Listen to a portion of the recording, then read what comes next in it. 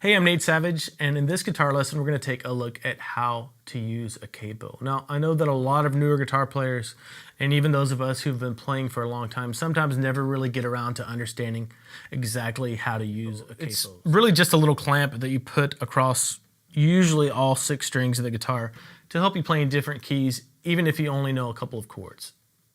You may be asking yourself, well, why do I need to use a capo? And there are a few really common reasons. The first reason is this.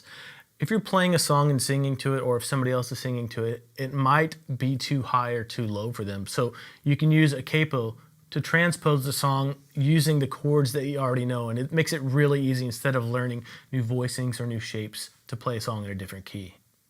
Reason number 2 that you might want to use a capo is if a song is written with a specific chord voicing in mind. You may want to stick to that voicing even if you change keys. For example, if a song's written in the key of G major, I may really want that chord voicing, but it might be too low, so I could use the capo to change keys while still getting that same vibe for that voicing of that G major chord. The next reason you might want to use a capo is if you're only comfortable playing open chords and you're not really great at playing bar chords, or if you just don't really want to fiddle around with all the energy it takes to play bar chords. A capo lets you play open chords in any key. Reason number 4 is if you're playing with another guitar player, you may want to use a capo to get some higher, more complementary chord voicings, especially if you have 2 acoustic guitars. So if you're both playing like open Gs, it can tend to get a little bit muddy or busy. If you use a capo, you can use a different higher chord voicing that's really complementary to what the other person is playing.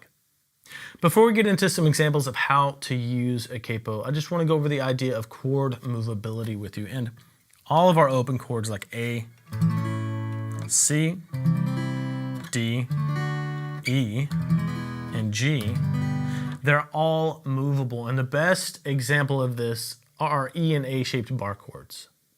Take your E major chord, open E, and if you move that up 1 step and put your bar down across all 6 strings, you have your E shaped bar chord, right? All we're doing is creating a movable nut with our index finger, right? Our index finger is basically doing the job of what a capo would be doing. And you can do this with your A chord too. If you do the same thing, bar it, move it up, you can move it all the way up and down the fretboard. So I can play a D, a C, a B flat, then the open A, all using that open A shape. Now you can do the exact same thing with your G, C, and D major shapes. So if I move that G up a whole step and then come back here and bar the 2nd fret, I'm creating another movable nut, or doing the job of a capo, but nobody wants to play that chord shape, right? That's really difficult. That's where a capo comes in handy. And you can do the same thing for your C major chord. You can do the same thing for a D. So all of these open chords, the core fundamental major and minor chord shapes, are all movable. There are a lot of different kinds of capos out there, and they range anywhere from, $10 or $15 all the way up to $100. I've seen them. And I have just a simple capo here, and I would recommend getting one that has an adjustment on it. That way you don't wear out your frets. If you get one that just clamps down really hard on your guitar, you can wear the frets out prematurely, so watch out for that.